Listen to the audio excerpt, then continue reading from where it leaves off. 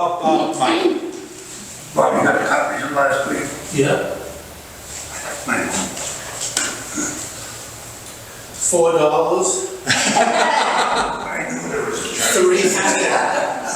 Put it on my tab. Goes to the capital campaign, right? Yeah, that's it. Trying to get that activity center finished. So what's going on with that? Oh, new one, is that? New one. Oh, okay, sorry, let me just. What's going on You with the thought the activity deacon center? taught us everything he knew, right? No, he knows more. I know nothing. I remember Sergeant Schultz on, Yeah. Well, Well, Hogan's Hogan's Heroes. Heroes. I know nothing. Smart man. Socrates said that, right? Socrates said, the only thing I know is that I don't know anything. And that's, I And you're stand the with very him. bright man. Wonderful.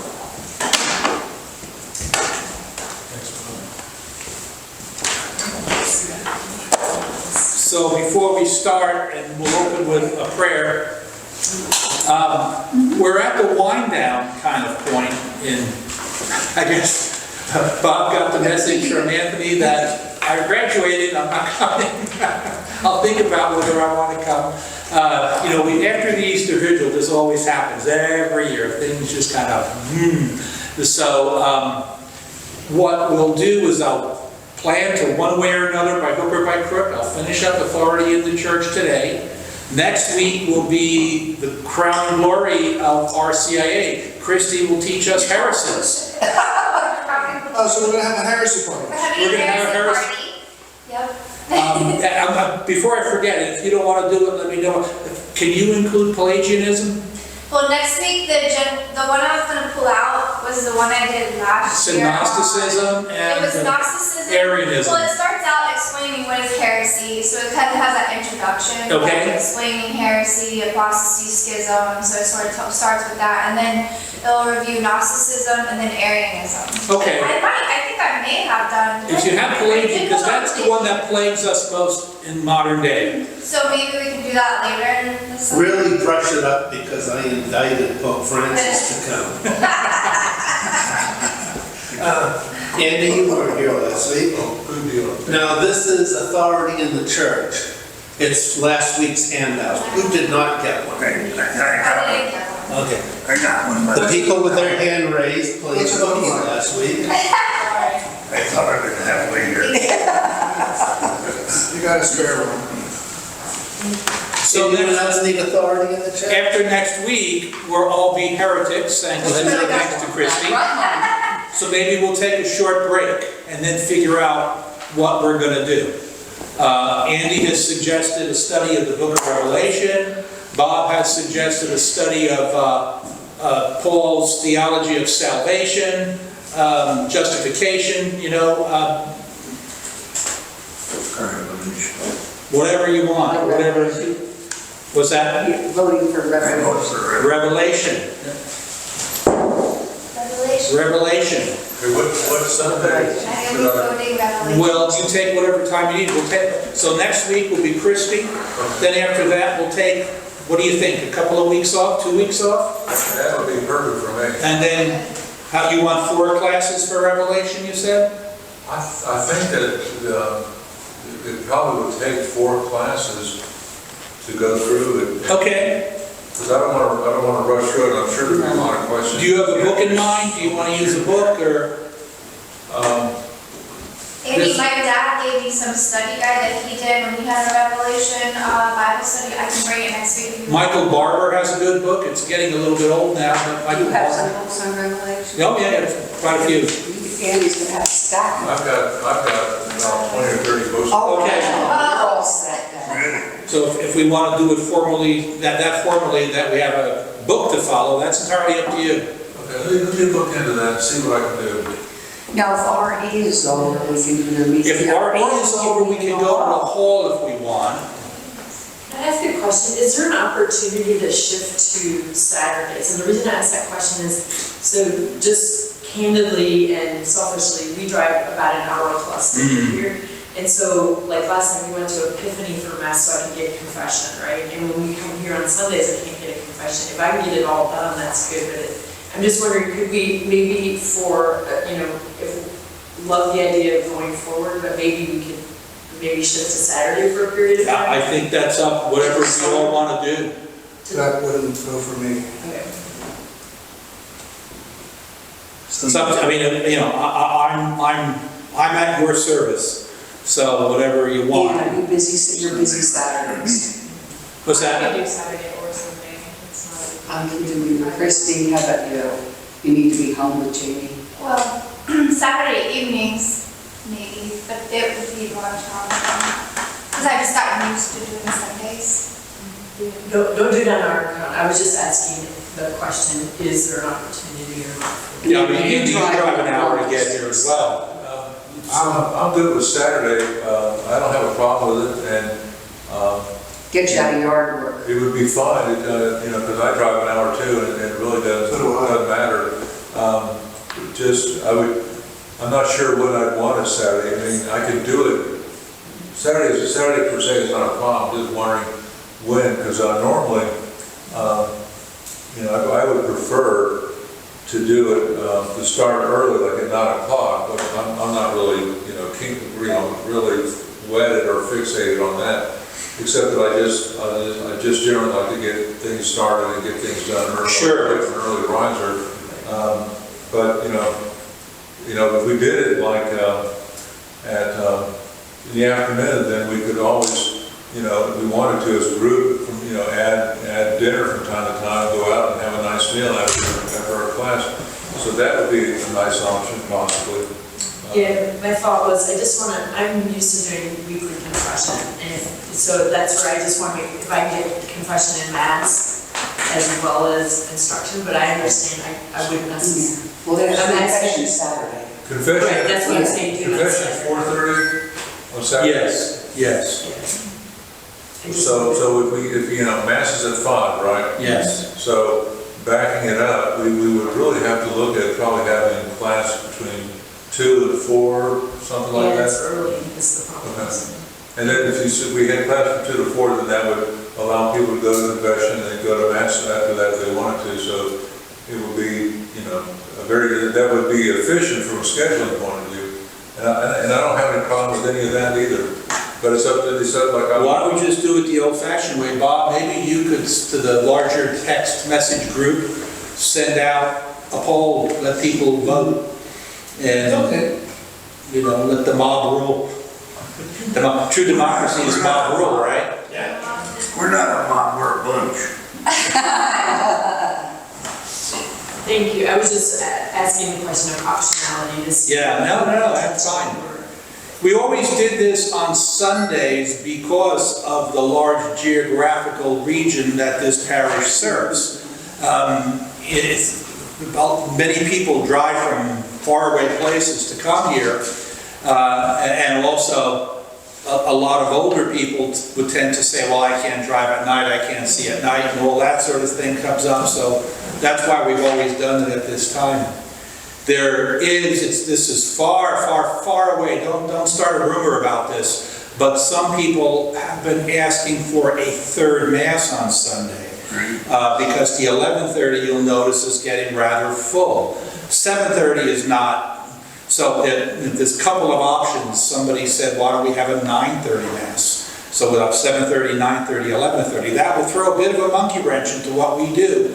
But, if the majority of the parish want a 9:30 Mass, again, don't start that rumor. I did not say that we're going to have a 9:30 Mass. But some people have asked, can't we do that? Some Somebody people. posted on Facebook. Make sure you just say, Father Sebastian said. Yeah. Other people have said 7:30 is too early, how about 8 o'clock? And I don't understand how a half an hour is going to make a difference either way. I think that's nonsense. Hey, that's hitting the snooze button a couple times. Was that? That's hitting the snooze button a couple times. Well, a minority of people have asked for a 1:30 Mass. I think that's insane.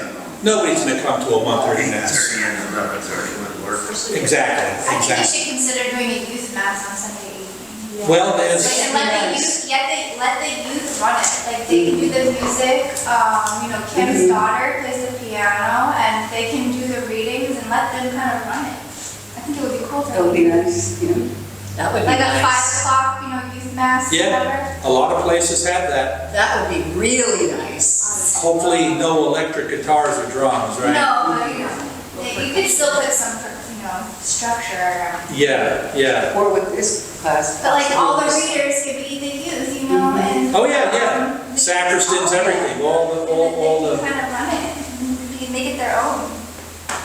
That's thoughts. Now, of course, it has another mass for Father Sebastian, but, Right.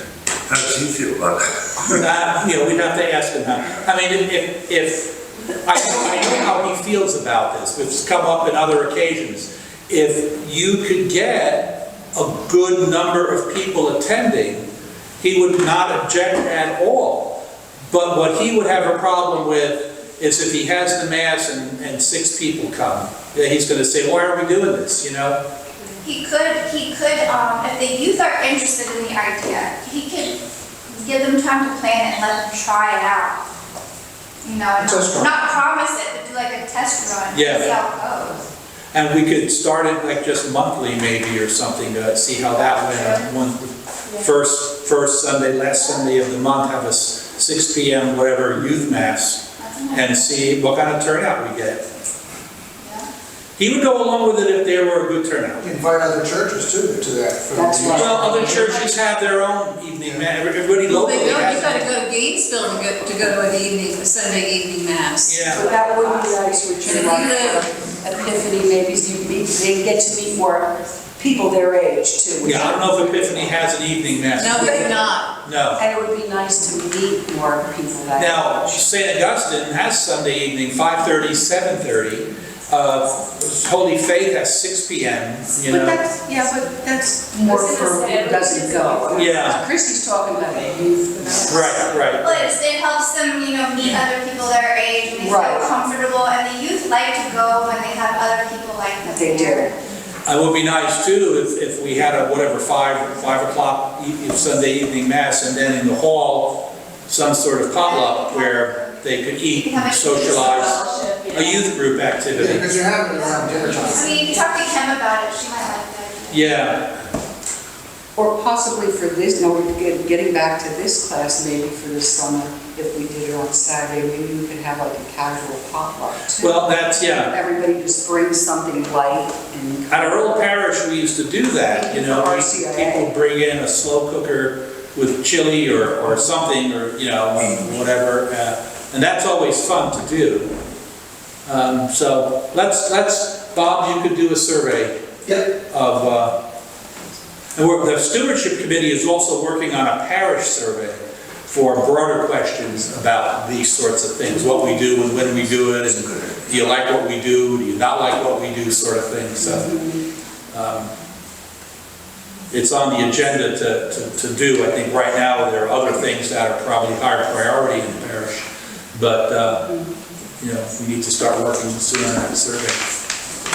All right, so yeah, I'm open to any and all suggestions, so we will try to accommodate the greatest number of people. We could even put out something, we could put something in the bulletin if we taught a class on Revelation on whatever, maybe Saturday evening or something, or Maybe that would be a good trial. Yeah. 4 weeks or 2 Yeah. weeks, whatever it needs, and see what. it's only 4 weeks, so if it turns out to be more of a flop, okay, then that didn't work either. But you never know. If we advertise it in the bulletin, Saturdays for the next four Saturdays out of the, next, whatever, starting whenever, there'll be a class on Revelation in the hall. Gotta remember too that we're getting into vacation area. Oh, yeah, of course. And That's, summer. there's always going to be a problem. There's always going to be something. We're getting into Christmas, we're getting into Thanksgiving, well, it's Holy Week, well, it's Easter, well, it's Lent. There's always something that, this is not a good time, this is not a good time. Gotta make the time for it. It's like in academia, nobody wants to teach on Mondays or Fridays, and Tuesday, Wednesday, Thursday are not so hot either. So anyway, yeah, I'd just like to say that I really appreciate these little things in the bulletin. For instance, today it just caught my mind because my son's wife's mother has passed away. And here it says, the proper disposal of bodily remains. And I asked her, I said, what are you gonna do with your mother's remains? She said, oh, she wanted to be scattered in the lake. Yeah. And then this came in, it's very nice that these things come up. it's interesting you say that because the question has been asked, does anybody ever read any of those things? Oh, yeah. I like the teaching information. I do read it. Is there too much of it maybe though? No. Because there are parish events that are not, we have a page limitation with the bulletin. We have the page, price goes way up. So there's a space limitation. And another complaint that we've had is that parish events are not appropriately advertised, for example. Like, for example, the Healing Holy Hour. There was a little tiny, hardly readable ad in the back of the bulletin. And in the front of the bulletin were bingo pictures, for example. So we're saying, well, let's put pictures in the back, and page 1 in the bulletin are events this week, big, you know? Exactly. And to make it big, some of those kind of things are gonna have to come out. Now, there's portions of encyclicals that we put in that, again, does anybody read it? Information items, okay, you like that. Maybe we could keep the information items but trim some of it, I can tell you, my wife reads those bulletins from cover to cover. Does she? Ours, our bulletin. Yeah. Oh, wow. Because it has, she said there's so many interesting little mini teachings, and she loves it. That's great.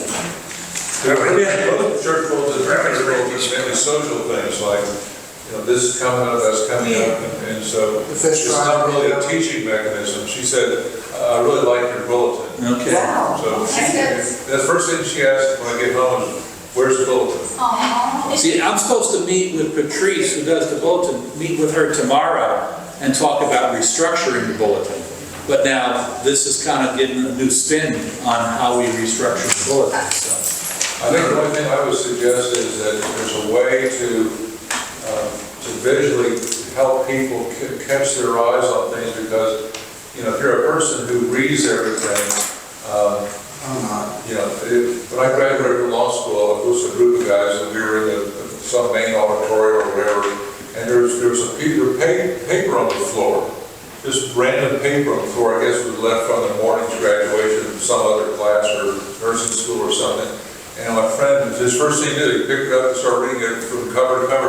He said, that's what being going to law school and trying to be a lawyer does for you. You pick up everything, whether it's trash, whatever, you feel like you're compelled to read it.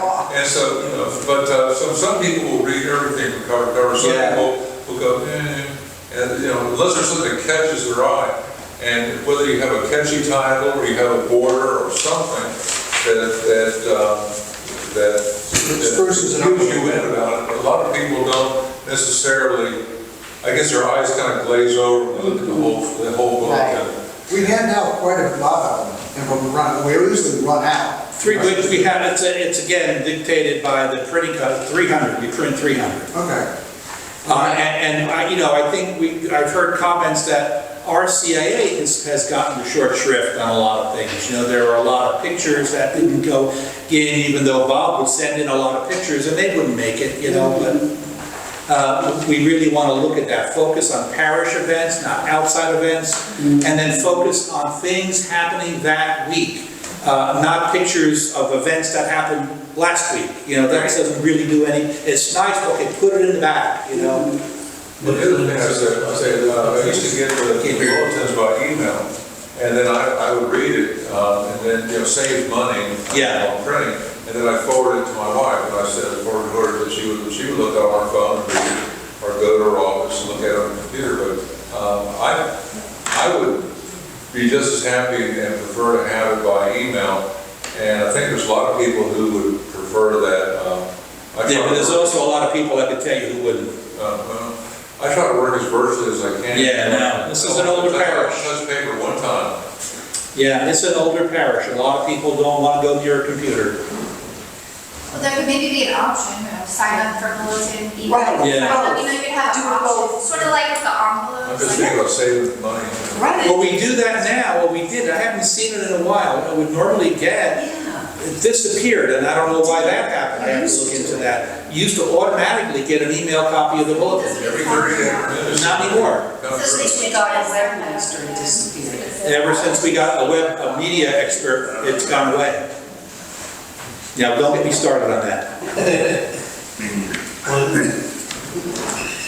All right, a lot to think about, a lot to consider. Just a quick one from me. Yeah. Isn't that part of his job? I don't know. I'm not even sure Patrice is in tomorrow. I know Francis is not. But if she is, I'll try to get with her. Yeah, that's it. Yeah, absolutely. I will. I know who to send the pictures to. Yeah, I will let you know. I will let you know. All right, well, we better get started, otherwise we're not going to finish again today. Let's begin with a short prayer, not because God deserves a short prayer, but because we have limited time. In the name of the Father, and of the Son, and of the Holy Spirit, amen. Loving God and Father, open our hearts, our minds, our voices. Let us hear only what you want us to hear. Let be said only what you want said. Let everything that we say and do bring your people closer to Jesus. We make that prayer in the name of the same Jesus, our Lord. Amen. Amen. In the name of the Father, the Son, and the Holy Spirit. Amen. All right, so to close up or finish up from last week, and I have a new handout for today, why don't we go down to, I think my pagination is a little different than yours, but we're looking about when you have to make a decision, a moral decision or any kind of a decision. I have that little list, what does my family have to say, what do my friends have to say, what does the church have to say, what does society have to say, what do mentors have to say. Of course, the primary focus there should be the big red, what does the church have to say, right? Because Jesus said, whoever hears you hears to the church, the apostles, and of course to their successors. Jesus said, whoever hears you hears me, whoever hears me hears those who sent me. He said, the word I gave you was not mine, but that of my Father. So there's very strong scriptural reason to listen very carefully to what the church says. Not even from an infallibility point of view. I mean, that's a separate issue of infallibility, but even from an indefectibility point of view.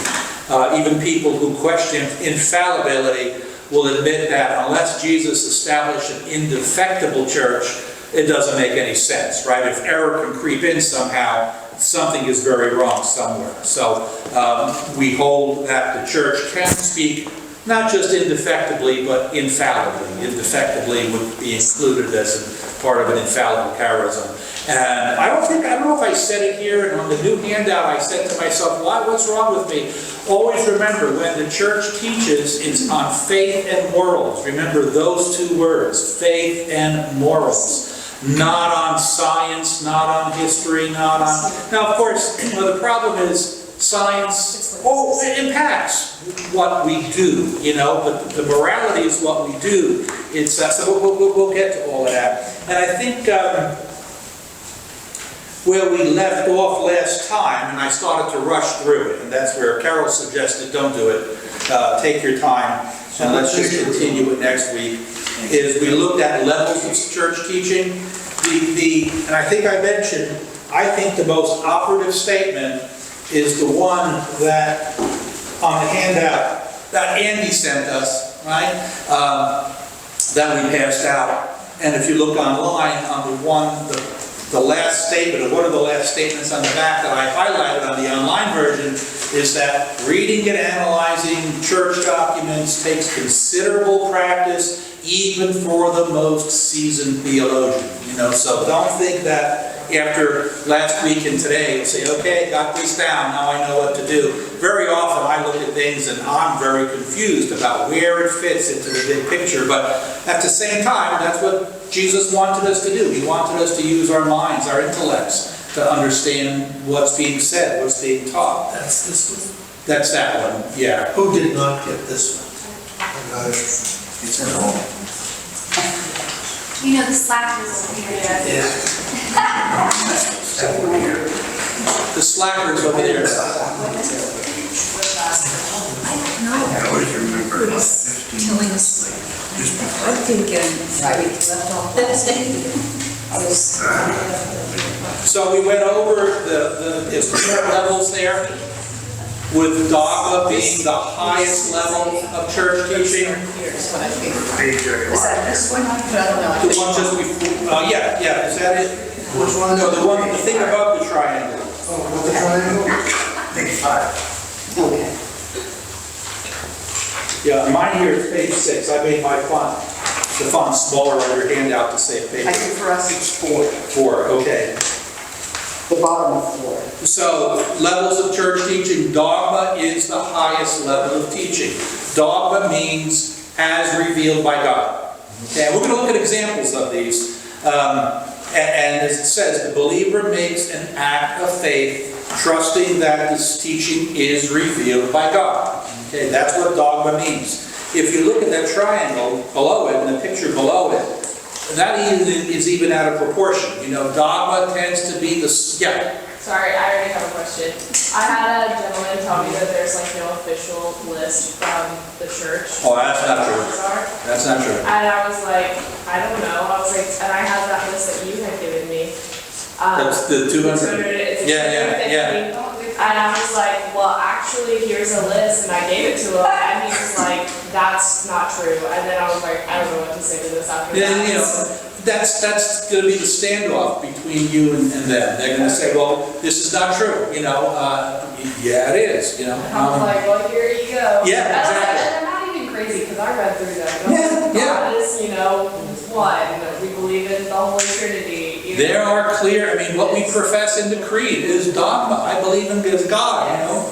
The Trinity, Father, Son, Spirit, you know, born of the Virgin, that's all dogma, you know. That's all stuff that's it. The transubstantiation is dogma, you know. It's infallibly defined as by universal magisterium, not by some extraordinary pope saying that, no, there's only 2 of those, right? So yeah, no, I mean, Because I went through that list before, because I was like, well, I should probably read what the Catholic Church says you have to believe before like joining the Catholic Church.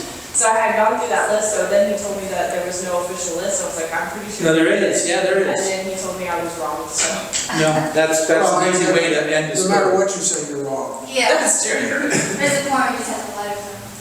And then below, people often use dogma and doctrine interchangeably, right? They're not, you know, you just got to tolerate that because people tend to do that. They speak of dogma and doctrine as the same thing. When you get to the area of doctrine, there are 2 kinds of doctrine. There's definitive doctrine, and then there's authoritative doctrine. And we're going to, on today's handout, I came up just with a list of things. We'll get to that. Definitive doctrine is firm acceptance. The believer accepts this to be true. Okay? Not as revealed by God, but still, this is true. The church teaches that this is true. And then there's authoritative doctrine, and that just takes a docility of will and intellect. You know, you believe to assimilate this into your life while recognizing the remote possibility of error. Okay?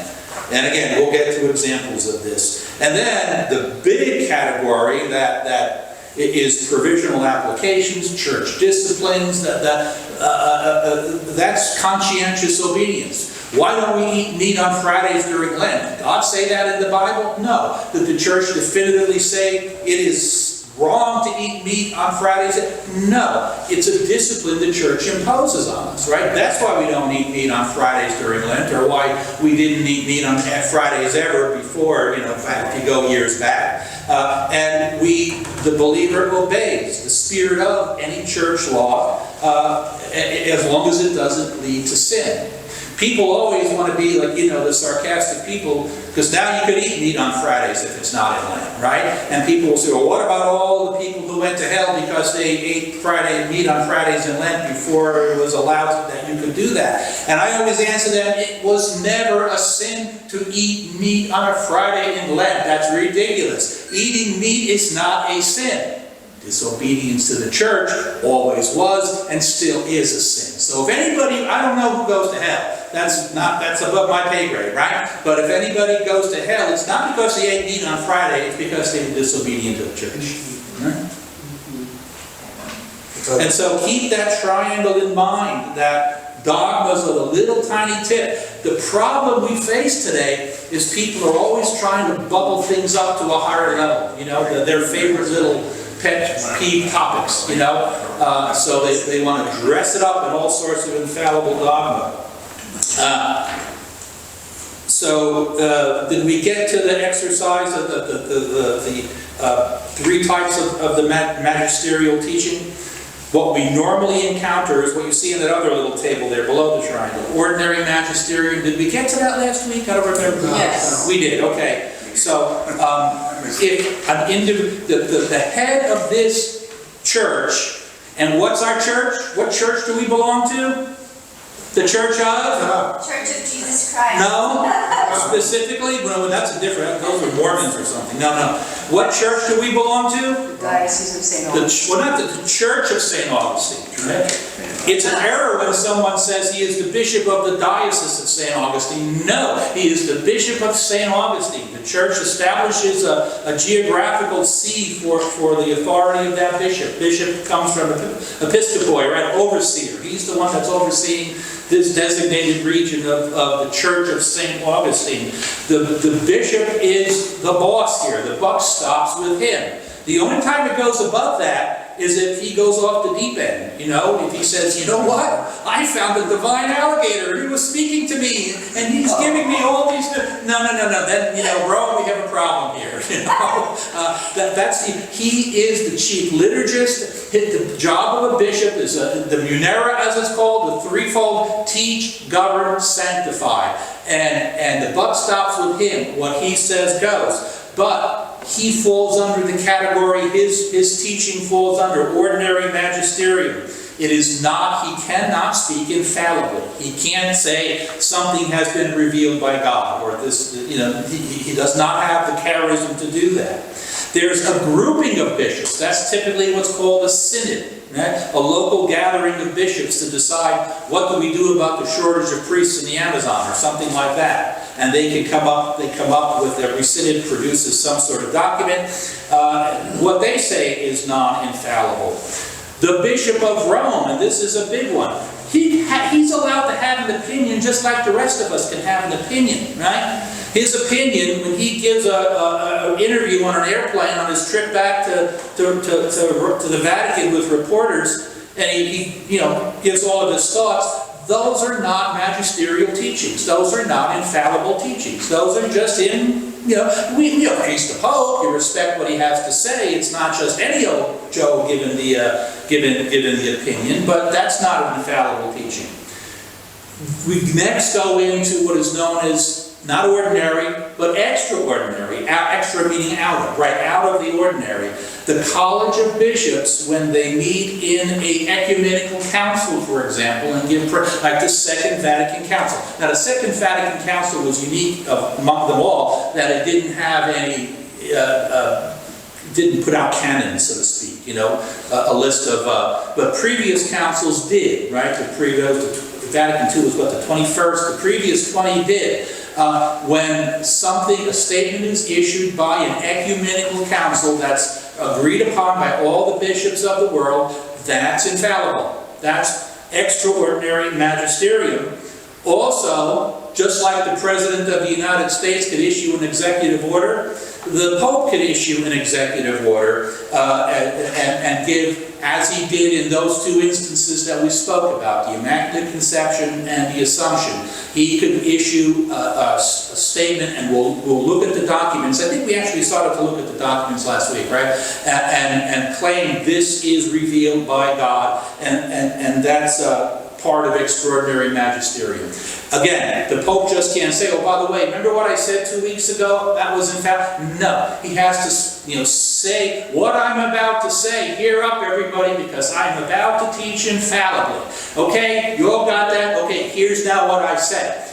That's extremely, extremely rare, right? Twice, maybe once, depending on how you want to count. But let's say twice in our 2,000-year history is how often that has happened. So, and then there's what's known as ordinary universal magisterium. That's the famous Latin semper ubique ab omnibus, always, everywhere, by everybody. There are certain things that don't have to be declared infallible because it's always been that way. For example, what we spoke about abortion or contraception. From day one, the church has said no, no, no. Everybody, everywhere has said this. That's infallibility, that enjoys the charism of infallibility. It doesn't need a separate statement. So, and again, let's get to the examples here. Recently we had the Pope's infinite dignity document. What is that an example of?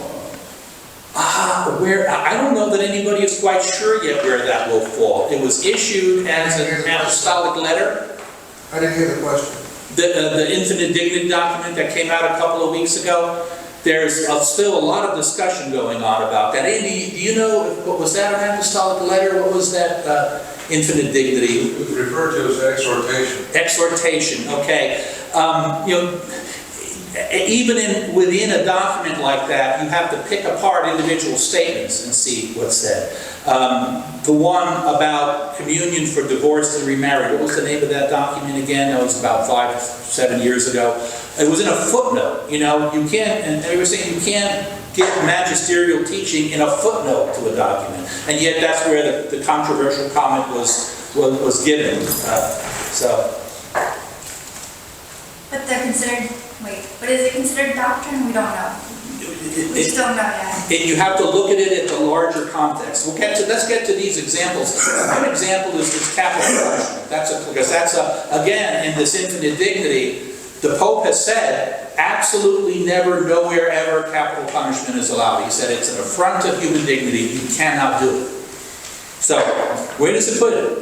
Right? We'll get to that. We'll get to that. There's that little daisy kind of flower thing, that kind of gives the idea of the particular church. Again, we are the particular church of St. Augustine. If someone says, what church do you belong to? Your answer is the Church of St. Augustine.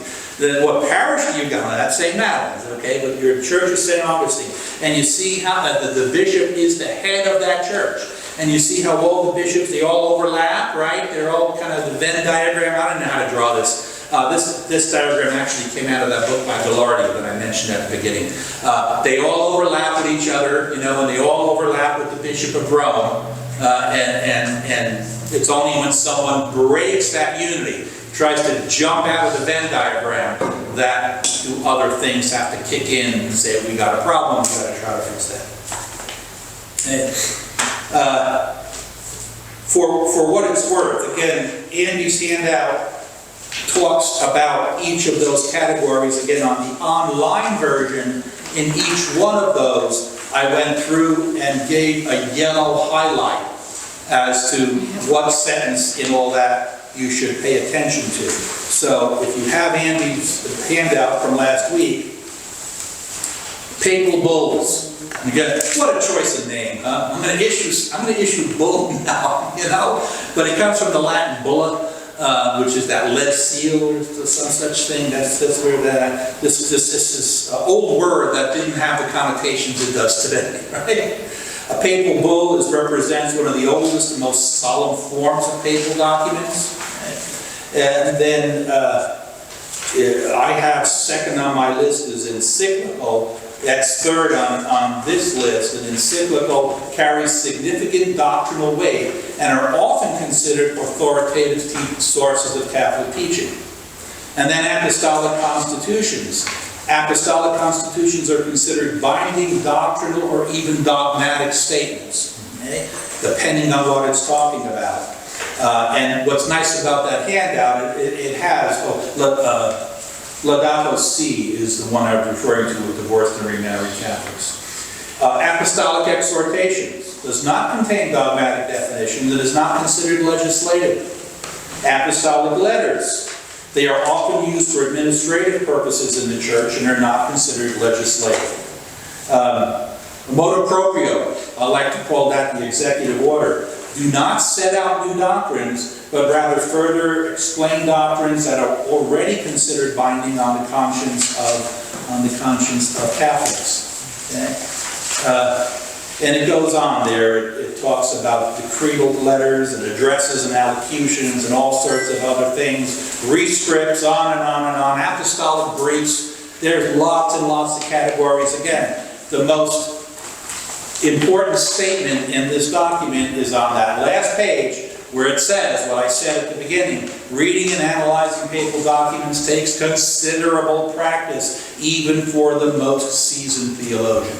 It's not simple stuff, okay? It can get very complicated. So let's get to the examples. We started the examples last week. Dogma, for example, solemnly defined dogma, the Immaculate Conception of the Blessed Virgin Mary.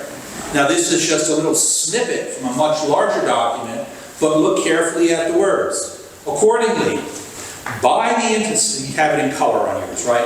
I'm sorry, on my thing, I highlighted it in red. I think on some of them it's printing out in yellow. I don't know why that is. My printer's got a mind of its own sometimes. But anyway, by the inspiration of the Holy Spirit. Okay, so it's not me speaking. The Holy Spirit said this, right? And then it says in the blue, we declare, pronounce, and define that the doctrine which holds that the most blessed Virgin Mary, in the first instance of her conception, by a singular grace and privilege granted by Almighty God, in view of the merits of Jesus Christ, the Savior of the human race, was preserved free from all stain of original sin, is a doctrine revealed by God, and therefore to be firmly believed and believed firmly and constantly by all the faithful. See, it is a doctrine, but as revealed by God. So it's a doctrine that's now been bubbled up to the level of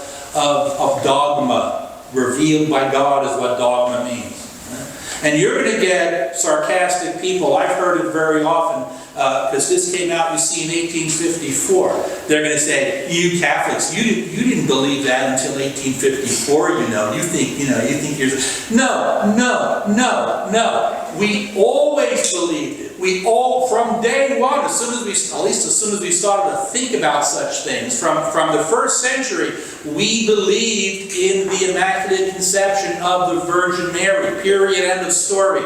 It was in 1854 that Pope Pius said, this is so important, and God speaking to us, that we elevate this to dogma, okay? That it has been revealed by God. So we don't let somebody tell you, like a Mormon or something, that you only know this since 1854. The next one is the Assumption. That's 1950, right? People will throw that in your face too. Oh, it's only since 1950, last century. No. We always believed. If you look at the writings of the Apostolic Fathers, there's all sorts of writings about how, Thomas, one of them says Mary died and they laid her out, and they question of did Mary die is always up when the door, it's often called the dormition, right? The falling asleep is perhaps Pope John Paul II said when Mary died, but it wasn't dying the way we die. It wasn't a death of the corruption of the grave out here.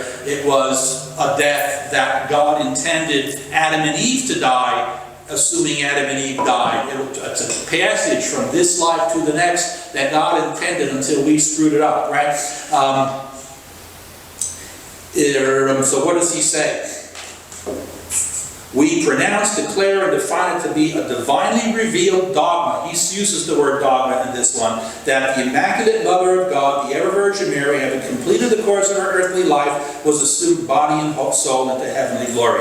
And for both of those it says, let him know that he has fallen away completely from the divine and Catholic faith if you deny that. Okay, so pretty serious language, right? Leaves nothing in your imagination that, there's no wiggle room here. No wiggle room whatsoever. Yeah. My sister had talked to me about this because she's not really attending kind of church, but we were talking about the Marian dogmas, and she tried to talk about how It was in like 1950 and 1854, and I told her that I didn't care if it came out in 2024. Good answer. That the authority of the Catholic Church is. That's right. is what That's it is. exactly right. And so I don't care what year it came out, and that was kind of just like my answer. But what source did you say, who was it? Church Father, Apostolic Fathers. Well, actually, we're going to look at some of them, not about this necessarily. But I saw to tell you the story. This goes more in the form of maybe you want to call it lower T tradition or maybe even legend. But this is what we believe from day one. Mary died, I'll use the word died, and the apostles were all crying, but Thomas was away, but they put her in her coffin. I don't know if they used coffins then. And they closed the lid, and they mourned, and then Thomas came back, and he said, oh, she died, but please let me just gaze upon her beauty one last time. And they opened the coffin, and it was empty. And it was filled with flowers, fragrant smelling flowers. So from the earliest days, the apostolic lower T traditions spoke about Mary didn't die the way the rest of us died. She was given a singular grace by God to die. She lived. She had the preternatural gifts, as it's called. She was, by a singular grace from God, kept free from any stain of sin, original sin, and through her own cooperation did not commit personal sin. She was free from sin, just like Adam and Eve were free from sin until the fall. Adam and Eve wouldn't have died either, not in the sense that we die, that we rot in the grave sort of death, right? Adam and Eve would have passed from this life to the next. What we believe in our creed, right? The resurrection of the body. We believe on the last day at the second coming when Christ returns, people will rise from their graves. Christ saves the whole person, not just your soul. You are an animated body and soul, right? The soul animates the body. Christ saves all of you. So the day will come when your body and soul will be reunited and live for all eternity in heaven. That's the hope, right? And so there's nothing holding Mary back from that. She meets all the criteria now, whatever, for her to be bodily assumed into heaven, which is what's going to happen to us too if we do things right. That's our hope too. We're going to be body or soul in heaven or hell. That's the bottom line. One place or the other. Those are the two options, right? That's what we hope for us. It's like an example of what do you mean by the resurrection of the dead? Look at Mary. That's what we mean by the resurrection of the dead. When Jesus returns and makes all things new. Right? All right. Example 3, the evil of artificial contraception. It's infallible by ordinary universal magisterium. Everybody, always, everywhere has taught this. It doesn't need a papal pronouncement saying this is revealed by God. It's ordinary magisterium. It's always been believed and taught by everybody, everywhere. And in 1967, right, Pope Paul VI wrote Humana Vitae in response to now this whole new thing of birth control, which that's a whole interesting story of deception there too. The original birth control pills,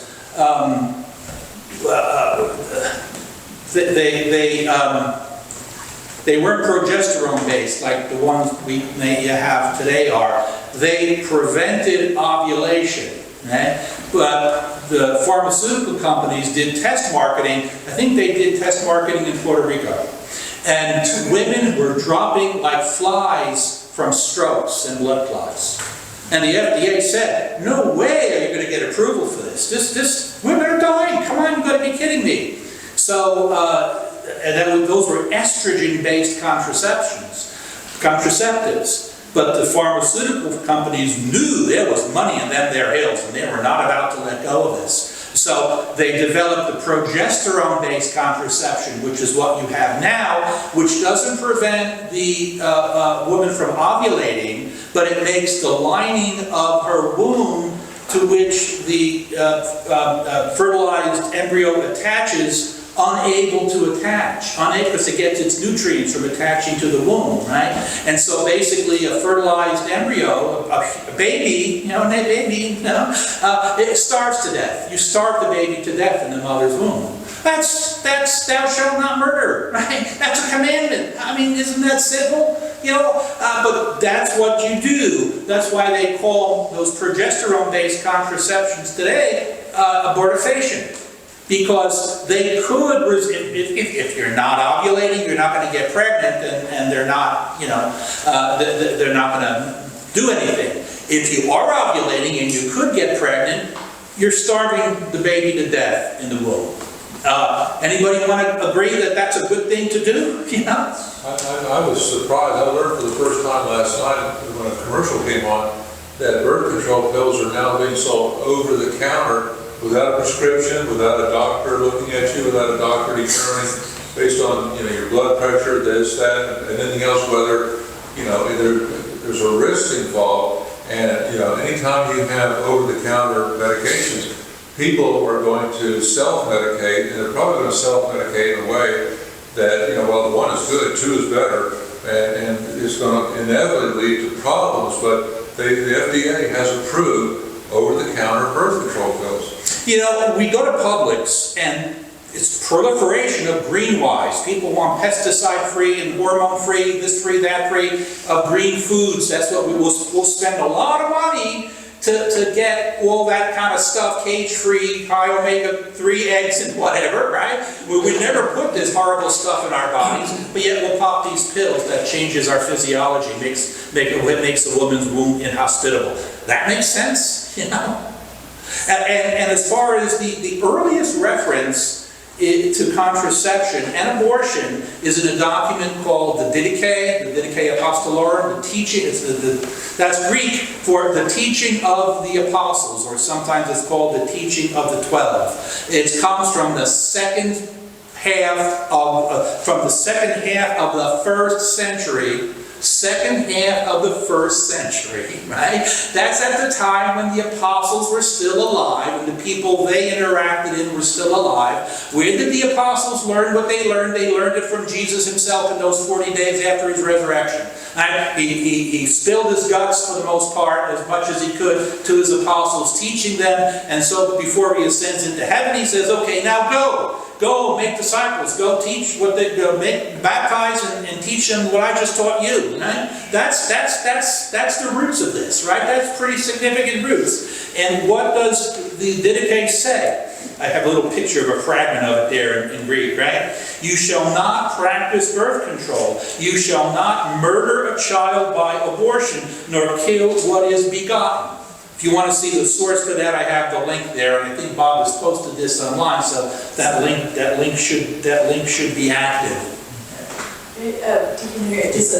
On the Didache, I had heard some history on that as well. The Romans they practiced female infanticide to an extent. About a third of the female babies, so the distribution of male to female was in favor of males. But so the early church, of course, said, no, we're all created in God's image and likeness. You will not kill female babies. And so women, it was a safe place for the women, the Catholic Church, right? And so we often hear, the Catholic Church is so against women. Yeah, exactly. That's right. That's right. And if you look at more accurate translations, it won't say birth control. It'll say ointments or animal skins. Okay. Well, ointments were, kind of sappy, thick, gooey stuff from plants women would put up their vagina to kind of act like an IUD. That's what they mean by that. Animal skins are homemade condoms, right? Men would put an animal skin on their penis so that, what does that mean, ointments and animal skins? It means birth control. It means using artificial means to prevent conception. So, this goes back about as far as you're going to go. St. Hippolytus of Rome, again in the year 222, wrote, women who were reputed to be believers began to take drugs to render themselves sterile. and to bind themselves so tightly as to expel what was being conceived, since they would not, on account of relatives and excessive wealth, want to have a child by a slave or any insignificant person. See then into what great impiety the lawless one has preceded, by teaching adultery and murder at the same time. Teachings of the early church. The people who were there at the get-go. This has been true from day one. There's no need for a dogmatic, infallible teaching. What more do you need than this? Huh? But yet when Humanae Vitae came out, there was the belief that birth control would be approved and would be allowed, which... And you know, I should have brought in, maybe I'll bring them next week. I'll bring in copies of Humanae Vitae. When I was at the Catholic Student Center, I bought like a couple of thousand of them to hand out to students, and I still have a stack of them left. I'll bring some for you. You know, just, you can get it online, but this is nicely printed. You know, Pope Paul was a prophet, I mean an absolute prophet, because the proponents of birth control were saying, this will do away with abortion. There won't be a need for abortion anymore because of contraception. What's happened since birth control? Abortion has skyrocketed thousands of times because abortion is fatal contraception for the most part. Oops, I didn't take the pill, or I took the pill didn't work, or, you know, or condoms are like 98, 99% effective. That means there's 1 to 2% ineffective, but they're only that effective if you use them the way they've been intended to. Nobody ever intended, no condom maker intends it to be stored in a man's wallet for a couple of weeks or months or whatever. That degrades the condom, you know. Abortions have skyrocketed because of unexpected pregnancy, because of people being promiscuous, thinking that now they're safe. Marital infidelity has skyrocketed because, oops, the boss got his secretary pregnant, what am I going to tell my wife, sort of thing. Now that goes away, right? I have contraception, we don't have to worry, and then if she gets pregnant, well, then we got to have an abortion, you see? He points out all these things about what they say would be good, and points out that every last one of them is wrong, wrong, wrong, and he's been proven right on that. And yet wasn't it a lot of the clergy within the church that was expecting it to be approved? So That's how did we come to that point? This is where, you know, I may have said this, I think I probably said this a number of times. The Immaculate Conception of the Virgin Mary. Oh, okay. Yeah, I see what you're saying. Sounds good. The Assumption of Mary. Oh, and the bread and wine become the body and blood of Christ. Wow, you know, you say something. Wait a minute. You're going to tell me what I can do in the privacy of my bedroom? No way, you know. I can't go engage the services of a prostitute. Who are you to tell me what I can do? This is where the rubber meets the road. This is where you live your life according to the dictates of your faith. Not abstract theological dogmas that, yeah, okay, if some theologian says that must be true, it must be true. But how you live your life. What you do, yes, what you do in the privacy of your bedroom. Is there a place in your life where God is to be excluded? Anywhere? Is he okay, you close the bedroom door, goodbye God? No. If you are a Christian, you surrender yourself completely, wholly, all of you entirely to God. There is no even the slightest aspect of your life where God is not with you and having you grow toward holiness. You want to exclude him? Fine. Excluding God from how you live is what we call sin, serious sin. And that's why this is serious sin. But people don't like to hear, I can't do whatever I want to do. Right, Andy? That's right. Gold medal rationalizers. Exactly. It's a human nature thing. It says that contraceptives will stop abortion. It's like the guy who said dynamite will put an end to war. That was his thing. Yeah. This is, you know, Yeah. this is so bad, this is so horrible. Yeah, yeah. War will not exist. The narrative that we've told ourselves, the lies are so far away from faith. Absolutely. And that's where there's so much, I mean, people are confused because they think that the truth is about personal freedom. That's right. It has nothing to do with that, right? So you've got to realign it. It's about surrender to the will of God. That's what true freedom is. Not doing what you want to do, but surrendering yourself to the will of God. Then you are as free as God intended you to be. That's right. It just requires a trust, it requires trusting that God has your good in mind and He's going to take care of you, so. There's that very short, powerful line in the documents in Gaudium et Spes, the Constitution of the Church in the Second Vatican Council.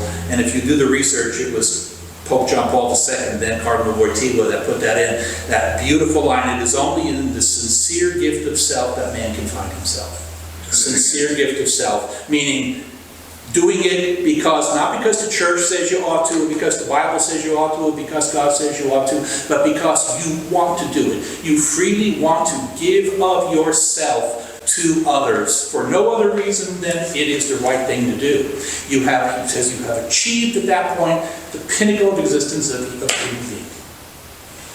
You will have found yourself. This is what God intended you to do, to freely give of yourself because you want to do it and without counting the cost.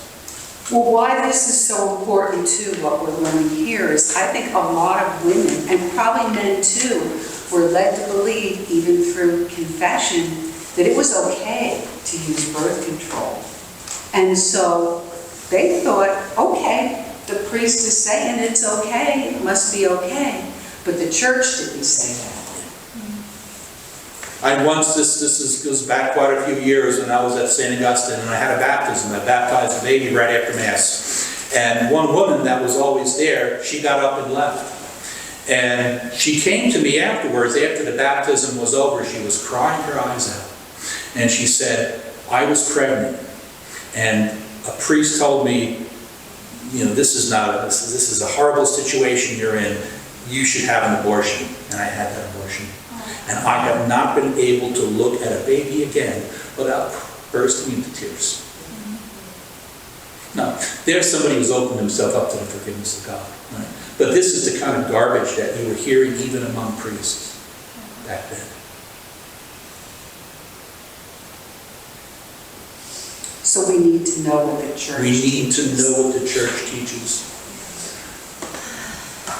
And so, from that encyclical letter, again, look at the red and the blue. Hey, that's the meat of the statement there. It says, we are obliged once more to declare. How many times do we have to tell you? But okay, we're going to tell you one more time. Okay, that the direct interruption of the generative process already begun, and above all, direct abortion, even for therapeutic reasons, are to be absolutely excluded as a lawful means of regulating the number of children. Equally to be condemned, look at the blue, as the magisterium of the church has affirmed on many occasions that direct sterilization, whether of the man or of the woman, whether permanent or temporary, is forbidden. And I'll give you the whole document if you want to read it. Now we could go on and talk about this more, but, I'm sorry, it goes on. Similarly, excluded is any action which either before, at the moment of, or after sexual intercourse is specifically intended to prevent procreation, whether as an end or as a means.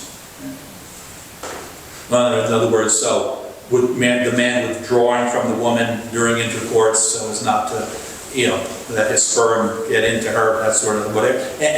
However you want to cut this, no. The sexual act has a purpose intended by God, and that is a procreative for a husband and a wife, and life producing, giving life as God gives life. Being it's beautiful. I didn't put it in here, but how did Paul VI say that sexual intimacy between a husband and a wife, we are cooperators with God in creation.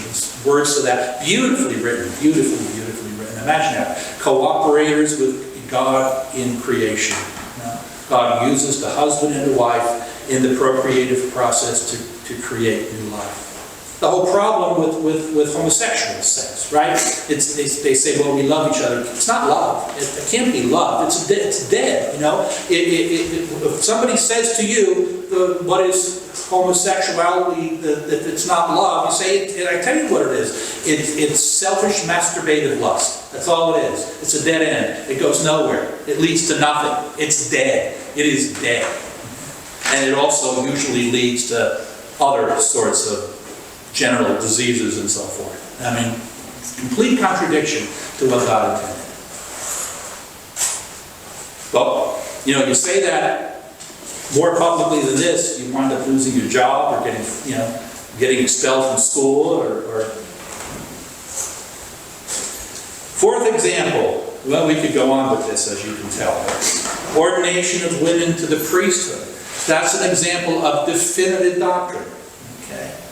And when John Paul wrote that apostolic letter, is where this was the vehicle by which he pronounced this. Again, although the teaching that priestly ordination is to be reserved to men alone has been preserved by the constant and universal tradition of the church. Always, everywhere, everybody. Constant, universal tradition of the church. Okay, but since there are some of you out there who don't think that or don't agree with that or whatever, look at the blue. I declare that the church has no authority whatsoever to confer priestly ordination on women, and that this judgment is to be what? Definitively held by the church, all the church's faithful. Now I'm giving you the examples of the easy ones, right? The ones where, okay, definitive doctrine, he says this to be definitively out. Not all of them are this simple, right? Not all of them are this simple. One such example of not being this simple is this teaching on capital punishment, right? There's a revised second edition of the Catechism. I have it here, we can read it. This would fall under authoritative doctrine. The revised second edition of the Catechism, well, the original, I put first... Sorry, I don't understand. Yeah, I guess you don't. Let me turn that over. So your voice changed there quite. The second edition, the first edition of the Catechism of the Catholic Church, the only reason we have a second edition is because of basically one paragraph on homosexuality. And it just is a result of a poor translation. There was such a rush to get this published that the English translation was poor. The first edition of the Catechism says that do I remember? It says that homosexual activity is intrinsically disordered, and we don't know the origins of this disorder. Okay, we don't know why somebody is homosexual. And then it goes down later and it says, since these people can't help themselves. Well, wait a minute, you just contradicted what you said up there. If we don't know where it comes from, how do you know they can't help themselves, right? So that was the revised second edition of the Catechism that fixed up that wording about, oh, they certainly can help themselves. They could, abstain from this activity if they suffer from that disorder. But then the revision came with capital punishment.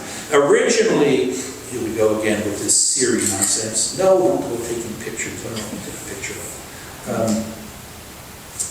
The original edition says, assuming that the guilty party's identity and responsibility have been fully determined, the traditional teaching of the Church does not exclude recourse to the death penalty if this is the only possible way of effectively defending human lives against the unjust aggressor. If, however, non-lethal means are sufficient to defend and protect people's safety from the aggressor, authority will limit itself to such matters, as these are more in keeping with the concrete conditions of the common good and more in conformity with the dignity of the human person. Today, in fact, as a consequence of the possibilities which the state has for effectively preventing crime by rendering one who has committed an offense incapable of doing harm without definitively taking away from him the possibility of redeeming himself, the cases in which the execution of the offender is an absolute necessity are very rare, if not practically non-existent. Okay, that's what it's That's what it said originally, that there are instances where you may have to resort to this. The new, let's just look at the blue part in interest of time. The revised edition now says, consequently, the church teaches, in light of the gospel, that the death penalty is inadmissible because it is an attack on the viability and dignity of the person, and she works with the determination for its abolition worldwide. That's a very distinct change, or so it sounds anyway. You know, a lot of people right away said, this sounds awfully first world in its language. You know, I mean, there are banana republics that, you know, there's no way you're going to protect society by incarcerating somebody. His comrades are going to blow up the wall of the prison and get him out. You know, so this doesn't work. The catechism is supposed to be universal. This doesn't sound universal. But if you look where this comes from, you know, these things just don't fall out of the sky. Cardinal Lariera gave a whole big long thing on promulgating this revision to the catechism, and I have some of the things he said. Look at the blue and the red and so forth. The new revision of number 2267 of the catechism, approved by Pope Francis, situates itself in continuity with the preceding magisterium while bringing forth the coherent development of Catholic doctrine. Well, that says a lot of nothing, if you ask me. You know, that's like gobbledygook. You know, it's saying it's in continuity with the previous magisterium. Previous magisterium said there are instances where you may have to execute somebody to protect society, and there's not much you can do about it. You know, I mean, there's a sniper on the roof. People are dropping like flies.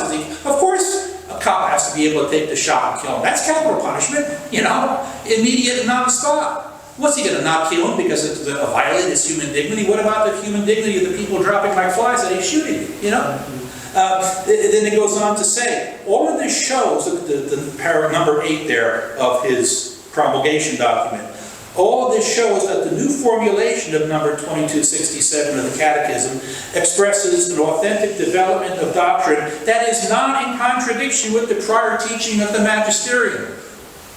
It's kind of contradicting itself there to try to make this first world argument that, you know, you can't execute anybody, but we're not changing anything we've said in the past. Well, yeah, you are. I mean, wait a minute. You know, so if it's to be in continuity with previous church magisterium, there are instances where the only way a state can protect its citizens is by executing an individual. If that's the case, you got to do it. So you see how it starts to get murky now. It gets murkier. Andy, you must have some comments on this.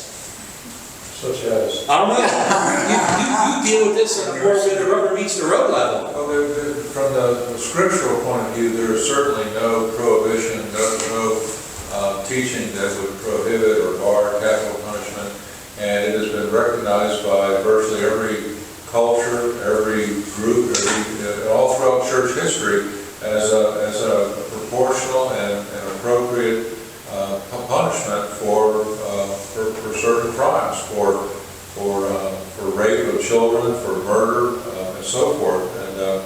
And there's nothing intrinsically immoral about the death penalty under those circumstances. From a practical point of view, one observation I would make, not that I'm not against the death penalty per se, but I always like to point out that, number one, there are many documented cases of prosecutorial and police misconduct leading to convictions that are not valid.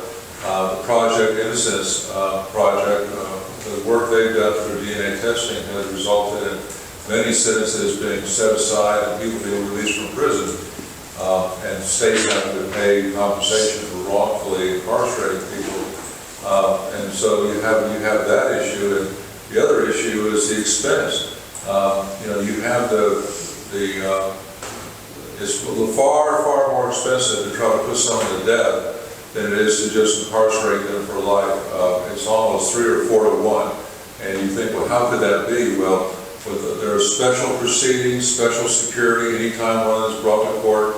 The legal fees and the clerical support that go into all of those are enormous. And then finally, statistically, a person who is given the death penalty has a greater chance of dying of old age or cancer while on death row than actually getting the death penalty.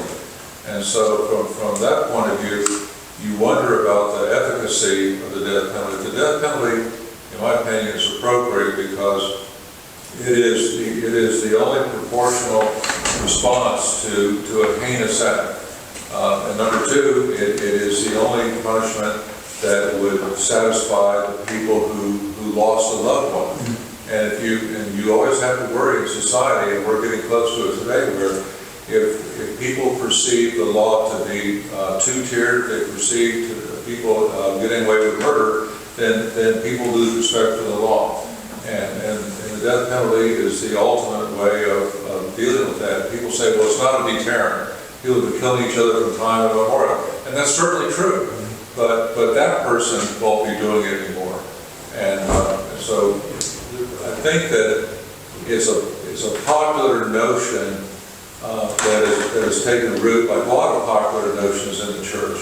But there's not any real historical, scriptural justification for it, other than that it'll be a popular thing for the Pope to say. Yeah, exactly. There, the opponents of the death penalty say, well, you want to give the person the time he needs to have a come to Jesus moment. But then you could say, the best way to have a come to Jesus moment is to tell the person, you're going to meet him tomorrow. So you want to think about this right now. And force the issue.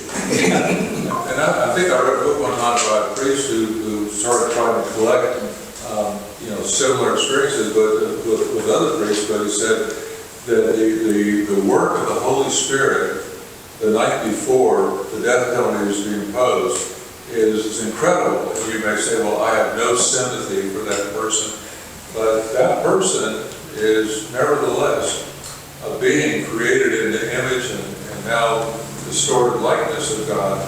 And it is asking for repentance, it's confessing sins, and it is acknowledging through contrition and confession that the person committed a horrible act and desires salvation, desires forgiveness. And and that's a beautiful thing for someone to have before they die. And so he said that there are many, many wonderful things that actually come out. People who have rejected God, rejected His teachings, have lived a life of hatred all their lives. When they finally get to that point, you may say, well, that's all darn convenient. And we wonder about the validity and sincerity of those types of contritions. But the priest said, no, they're real. They're real. The person understands, I'm going to take the needle. I'm going to sit real sparky. And my flesh is going to start burning, and my eyes are going to pop out. And I'm going to meet God. I'm going to meet God. And one way or another, I'm going to be jumping out of this life into another life and leave me heaven or hell. So. Yeah, and an observation. So, you've got to balance. There's the cardinal virtue of justice, right? The person gets what's due. Right. And then there's also forgiveness. The attitudes, right? Forgive. It's in the Our Father. And the corporal works of mercy visit those in prison. It doesn't say except for the death penalty people.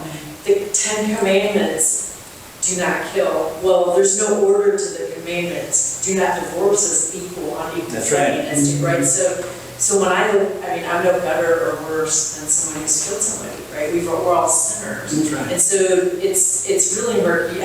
Really was something that It's murky or worse. It doesn't say thou shalt not kill. It says thou shalt not murder. If you look at the Hebrew, thou shalt not kill would be lo tiharug, but it doesn't say that. It says lo tiratzach, thou shalt not murder. We translate that poorly, thou shalt not kill. You could kill somebody by accident backing out of your driveway. That's not murder. That's a horrible accident, But murder is the intentional taking of a human life, like in an abortion, or like taking a gun and saying, give me your money and then I'm going to kill you so you can't identify me, Well, intentionality really comes in here too. Like you mentioned the sniper on the roof, well, the intention really isn't to kill that sniper, it is to save the life of citizens. Protect the innocent people. And in this case, you're going to kill that sniper, You know, people ask, I mean, again, my opinion, people often say, well, what if Jesus had the rifle and he had a clear shot at the sniper? Would he take the shot? I think he would, if he didn't have to engage any miraculous power like having the sniper's rifle misfire. So, you know. It's very murky water. The sniper, what's the sniper's job is to help save his lower troops. And by taking the enemy's life. The sniper, any police officer, does not look forward to killing the criminal. They look for ways to avoid having to get that last resort. But if that's the only way, you got to take the shot. I mean, if it were my wife, my daughter, my whatever, I would say, yeah, shoot the guy before he gets my wife, my daughter. Before he shoots you. Yeah. I'm a nurse and I'm working with hospice patients, and so we'll do comfort care, which is not the same as patient assisted suicide. Right. It's you're in pain, we're going to give you morphine and action pain drops and to help with your air hunger. That's appropriate, right? Yeah, you can't hasten death. Yeah. That's controversy with hospice, right? Edmund Walden was he's retired now, he was a pharmacist, doctor of pharmacy for cancer patients, and he's convinced that hospice hastens death. They give you, to accelerate your death with giving you so much morphine, they say it's to eliminate your pain. See, I had a patient, it was my first patient that ever died, and she was working hard with breathing, and so she could get morphine a certain dose every 4 hours. And so it was time I asked her if she wanted her morphine, and she did. And when I went back into her room at 10, 15 minutes later, she had died. And I felt like I killed her, and I cried so much over that. But it was as ordered, and she couldn't breathe. It's not clear.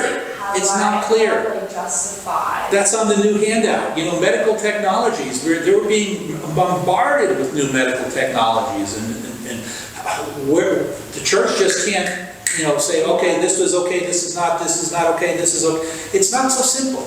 It's not so simple. She was suffering, right? But it's exactly. People suffer and they're oh, well, you should just pull the plug because they're not having a good time. And it's well, that's not appropriate. So suffering is not indicative of oh, well, then just, let them. What a fine balance between eliminating suffering and not trying to accelerate their death. This person got the wacky idea about his fingers, and he just did not want his fingers, so he had a doctor cut all his fingers off, just amputate the fingers, because he had in his brain that there was a problem with having them, and he didn't want to have them anymore. So the doctor said, well, that's how you feel, then that's what you want, then I'll cut them off. So he amputated his fingers. We really have gotten to the point where if you put 1 foot whatsoever on any kind of slippery slope, eventually you're in la la land. You're doing all sorts of crazy things. You're saying that a 12-year-old child come to school the school nurse can't give that person an aspirin or a Tylenol if they have a real bad headache. But the nurse can give them brochures, information, and drive them to a transgender doctor or clinic who will start working on giving them hormone treatments and so forth, and leading to the mutilation of their bodies. And then and if the parents try to intervene, then they will be deprived and denied their parental rights, and then the child will be removed from the home. And things that are utterly absurd and deranged, not even 5-10 years ago, are now. Yeah. Well, of course that makes sense. Of course that's right. We've really had a lying spirit at work throughout our society. I remember a number of years ago when I was still at the Catholic Student Center, when Dr. Kevorkian spoke on campus. And I joined a group of the Catholic Gators that went to stand outside to protest. Well, news media was there, of course, and they saw me, and they're probably saying, look at all these students, who's this old fart with them, So the cameras come up to me and say, why are you here? Why are you out here protesting? And they're looking for some sensational kind of, well, he's committing murder. I didn't say, let this man have his way. let a person decide when they want to die. It's not going to be long until the person's children decide he's too expensive to pull the plug, or until the person's insurance company says he's lived long enough. If he wants to continue to live, let him pay for it.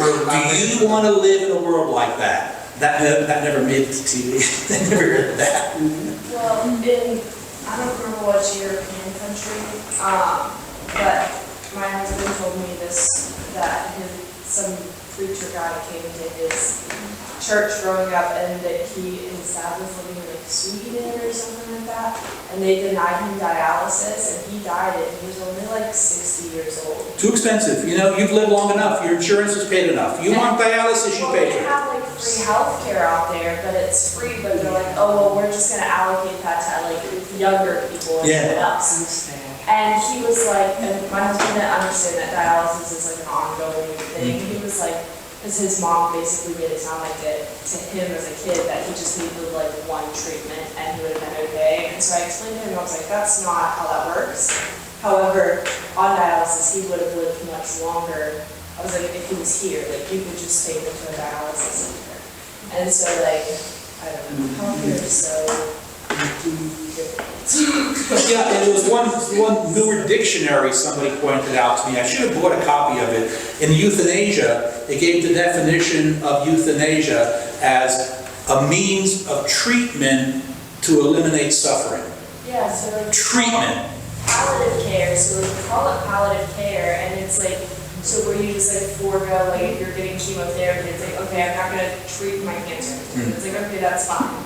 Well, now I'm in a lot of pain because I'm not treating my cancer anymore, so now I want like drugs for pain, and so we're gonna give you drugs. Well, now my pain threshold, like that dose isn't doing it anymore, so now I got a higher and higher dose, and I need it more and more frequently. And now you have so much of like this drug in your system that your liver can't filter, that your kidneys can't filter, and then you die from that. So it's like, at what point? It's not easy. It's not easy. Is there like a line? And that's why we're with kids now. I was in geriatrics. Let's finish. Let's see. There was one other example here on an example of church discipline that Traditionis Custodes by Pope Francis basically about the Latin Mass. See, he kind of issues an opinion here. He says, having considered the wishes expressed by the episcopate and having heard the opinion of the congregation of the doctrine of the faith, I now desire with this letter to press on an even more constant search for ecclesial communion. The church teaches authoritatively, okay, that's me now. It's really an expression of a papal opinion. And it's a disciplinary matter on whether you should have a Latin Mass or not. And see, I did put it in faith and morals. Keep that in mind. Faith and morals is what matters here. Let's take a quick look then, so that we can finish up, at the new handout for today. We're actually going to get to it? We're going to get to it. Quickly. I just, kind of stream of consciousness is much more I could have added to this. I just didn't. Dogma. What are examples of dogma? Any of the articles in the Creed, like the Nicene Creed, is dogma. The Christological dogmas, that Jesus Christ is one person with two natures, the Marian dogmas that we discussed, the institution of the sacraments and that they impart grace, the real presence, that they've gone and on, right? Those are all examples of dogma. One of the 260 whatever that we handed out later, that we do have a list of this is what it is as revealed by God. Definitive doctrine, the legitimacy of the election of a pope, the recognition of an ecumenical council, the perpetual virginity of the Blessed Mother, the canonization of the saints when the church declares someone a saint, that Anglican orders are invalid. And Protestants don't necessarily believe in holy orders. That's why I put Anglican, Protestant in parentheses. A lot of Protestants don't consider holy orders as anything, right? Everybody is the same. But Anglicans still have what they call holy orders, but they doctored with them, they fiddled with them, and they're no longer valid. the primacy and infallibility of the Roman pontiff, that he has the charism to use that if he so chooses. Moral teachings on the illicitness of prostitution and fornication. A male-only priesthood. We looked at that one specifically. Right? And then you move into murkier waters. Authoritative doctrine, the targeting of civilians during a war. What if all the generals of the bad guys are, they hang out in hospitals because they know we don't target hospitals, but we know that if we target the hospital, we'll get rid of, we'll end this conflict, but in the process, innocent people are going to die. What do you do? New medical technologies, this is what you're talking about, Naomi, these are coming out every day, right?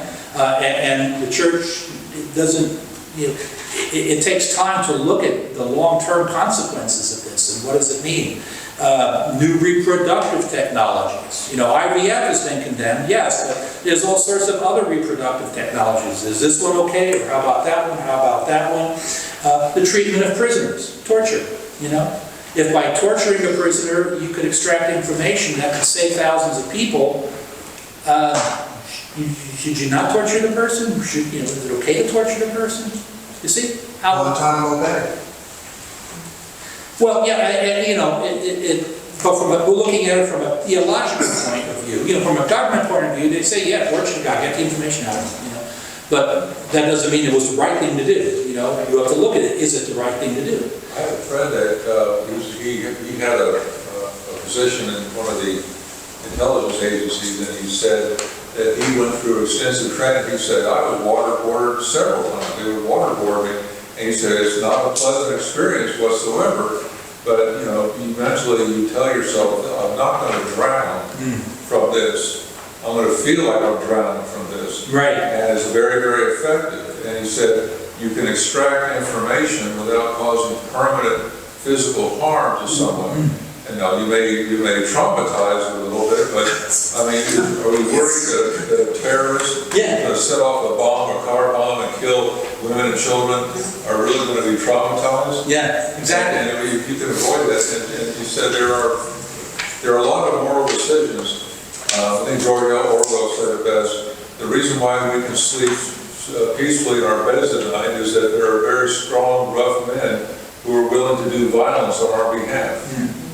And until he returns, until we have a wedding feast of the Lamb, I'm afraid that is the world we live in. And there are a lot of people who do a lot of things on our behalf that we would say in perfect circumstances, well, we condemn them, we cannot allow that. But we're glad they do it. But we're here because they do it. Yeah. Like the atomic bomb in Japan. I would not be sitting here if they dropped the bomb in Japan. My father he spent 44 months in the Pacific, and he was getting ready to be part of the homeland invasion. And he said, there's no way I would have survived that. And most military experts tell us, if not for that atomic bomb, many more would have died with the war. Millions of Japs would have died on top of that. Exactly. Both sides would have died. And so that's we get into prudential judgments. The church wants to say, no nuclear weapons ever. That's what this infinite dignity says. I think it condemns all nuclear weapons. But yet, most military historians will tell you that the nuclear bomb in Japan, Hiroshima and Nagasaki, saved more lives than it took in the long term, both Japanese and American. So a regulation of border control, right? Do you build a wall or not build a wall? Or if you don't build a wall, what do you do? I put an asterisk there because the Catechism does have, a very balanced statement on immigration. I'll read it in a minute. Again, the celibate priesthood. That's a discipline that priests don't marry. It's not. Eastern Rite priests marry, they're perfectly valid priests. Greek Orthodox priests marry, they're perfectly valid priests. Our priests, Latin Rite priests, don't marry because it's a discipline. We don't allow them to marry, except for occasional exceptions. Right? Climate change. They allow married priests in today's American society, just to take America, there is no way it would not bankrupt it would bankrupt all the dioceses that were not already bankrupted because of the sexual abuse cases.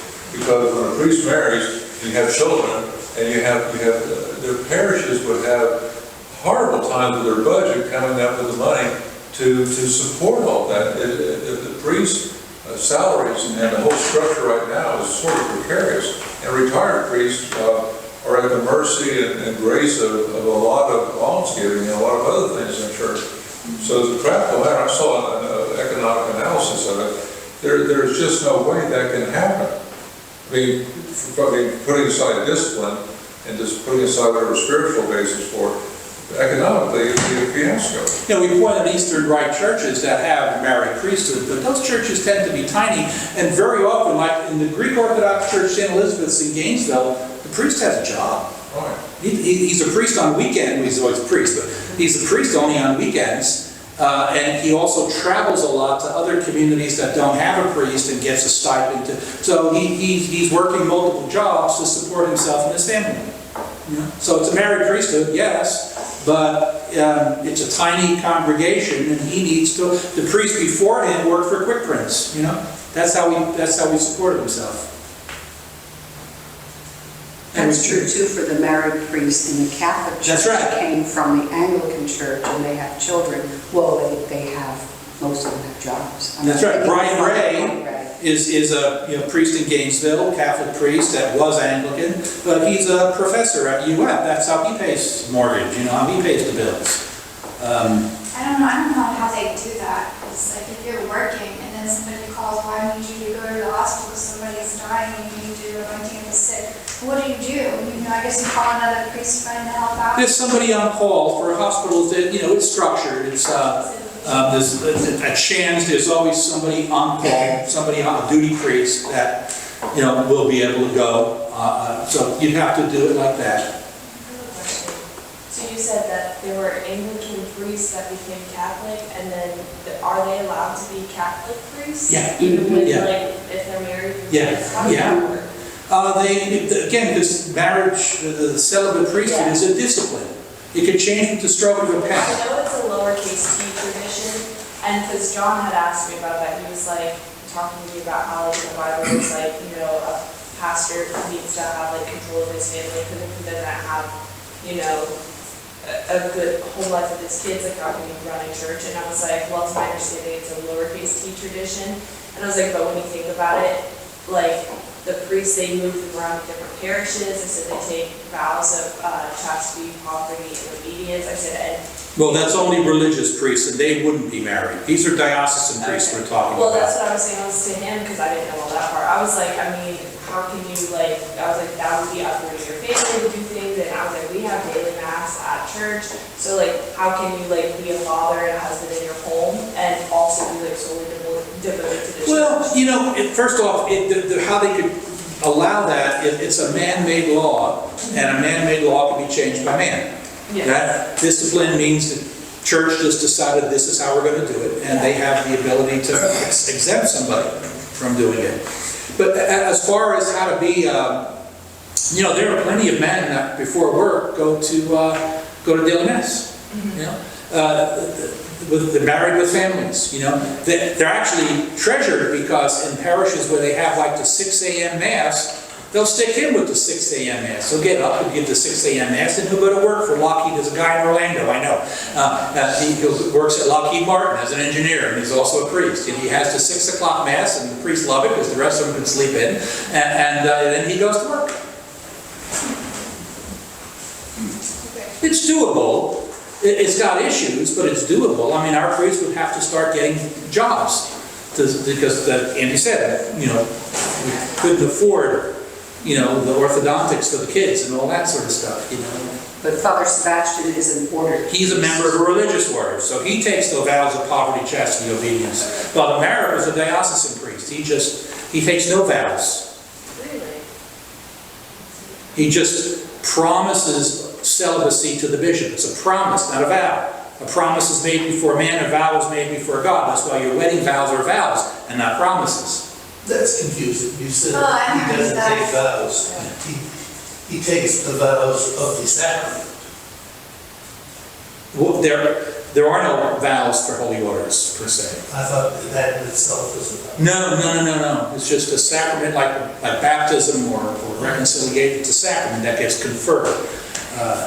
Is that how it is for nuns? Because I know they're not with the holy order. Or I don't think They are, no, they? diocesan priests receive holy orders as a sacrament. No, the nuns. Nuns. Oh, nuns, yeah, no, or sisters, no, they don't receive holy orders. They're consecrated, is the word we tend to use, consecrated religious, Okay. Who take vows. who take vows. They take vows too. They take vows. And that's why it's complicated to release somebody from a vow. That has to go like all the ways up to Rome, and, you know. But celibate priesthood, the bishop could do that. He said, you know, you promised not to marry, but you want to be released from that promise. Okay, I release you. Go. Goodbye. Interesting. They won't allow a celibate priest in the Latin Rite to get married and remain a priest. That they won't do. But somebody comes in from the outside. You know, Scott Hahn is a good example of that. He was a Presbyterian minister. He probably could have been ordained a Catholic priest. He just didn't want it. I've known other Protestant ministers who accepted ordination as a deacon, but they said, I don't want to be a priest. But Brian Ray came in from the Anglican communion, and this is being recorded, but he often gets, he's treated as a second-class citizen by brother priests. You know, they're all human. Okay, you know, the last topic, let me just read a quick paragraph on conscience. It's 11 o'clock, we gotta go. We're not gonna, not on immigration, but I say, we're not gonna get to conscience unless we wanna finish conscience next week, and then Christy could pick up, and then Christy continue the following week, and then we could close, if that's okay with everybody? Will that work for you, Christy? That should work. Okay, so, because conscience is important, and boy, is that a minefield, again, and there's a lot of good stuff by Cardinal Ratzinger, who became Pope Benedict, that I want to go over with you on conscience. He has a very solid grasp of conscience there. It's not easy. But just to close with immigration, more prosperous nations are obliged, right, to the extent they are able to welcome foreigners in search of the security and the means of livelihood which he cannot find in his country of origin. Public authority should see to it that the natural right is respected that that places a guest under the protection of those who receive him. Political authorities, for the sake of the common good for which they are responsible, may make the exercise of the right to immigrate subject to various juridical conditions, especially with regard to the immigrant's duties toward their country of adoption. Immigrants are obliged to respect with gratitude the material and spiritual heritage of the country that receives them, to obey its laws, and to assist in carrying civic burdens. That's right out of the Catechism. See, we mentioned that last week, right? These are human beings created in the image and likeness of God, and they have a human dignity. But, you know, do you blow your whole school budget by putting them up in hotels? I mean, which is what's happening now in sanctuary cities, right? I mean, students are being dismissed from schools because illegal immigrants are going into, you know, things to get. Do you build a wall? Is that okay to build a wall? Men of goodwill could say, yes, we need a wall. Men of goodwill could say, no, you shouldn't build a wall. This is prudential judgments in all its glory and in all its confusion, right? How do you handle this? And it may not be relevant or on point, but the Catholic Church, the diocese, the bishops, and so forth, they receive billions of dollars every year from the federal government for their social services programs that they administer on behalf of immigrants. They have different places and different ministries and shelters and whatever that they operate, and they're operating it on the behest of the government. They're getting money to do it, but when you get $5 billion a year from the federal government, that part of that also goes to support your infrastructure. You know, your secretaries, your staff over there in St. Augustine, and everything else. So that money is very, very important to bishops in their dioceses. And so you could say they have a little bit of an ulterior motive for that policy and for encouraging illegal aliens, and where do they set up shop?